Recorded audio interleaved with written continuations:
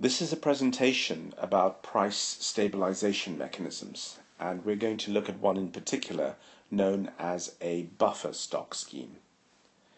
Now, we have already seen that one of the problems with agricultural commodities such as wheat is that the price of these commodities can go up and down very much indeed.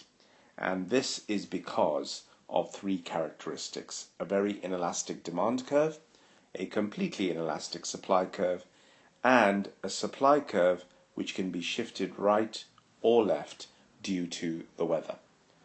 The result is that the price of these commodities can fluctuate up or down very strongly, and this leads to uncertain revenue for the producers of these agricultural commodities. So what can we do to solve this problem?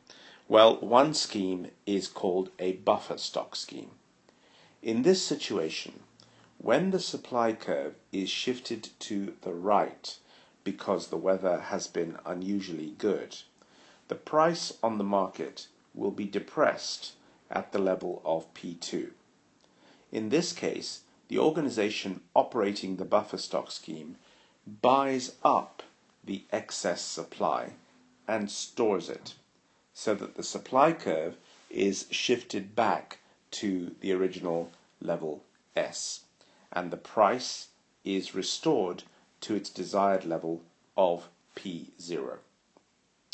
In years when the supply curve is shifted to the left because of unusually poor weather, the price is elevated to P1. In this case, the organization which is running the buffer stock scheme releases some of the stored product that it has collected in the past, and this shifts the supply curve back over to the right, to the original level S, and so the price is again restored to P0. So in summary, buffer stock schemes operate as follows. When the supply curve is shifted to the right of the desired level, say for example at S dash, and the price is depressed below the desired level of P0, the organization buys up this excess supply and stores it.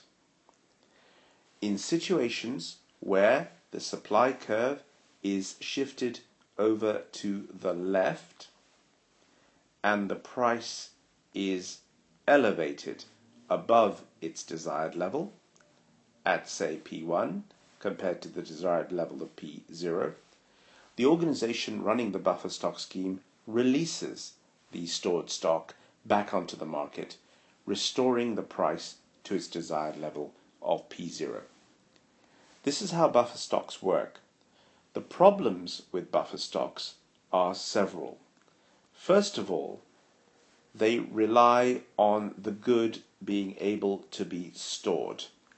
So if the agricultural commodity is something that cannot be stored, the buffer stock system cannot work. And secondly, they rely on equal numbers of good years and bad years. So we really rely on the weather being good just as many times as it is bad. Otherwise, we will either run out of stock to sell, or we will run out of money to buy the stock. And these are the two major problems. The good has to be able to be stored, and we really need roughly equal numbers of good and bad years when the supply curve is either shifted to the left or shifted to the right because of good weather. Apart from this, the buffer stock system, at least in theory, is a good way of stabilizing the income of farmers.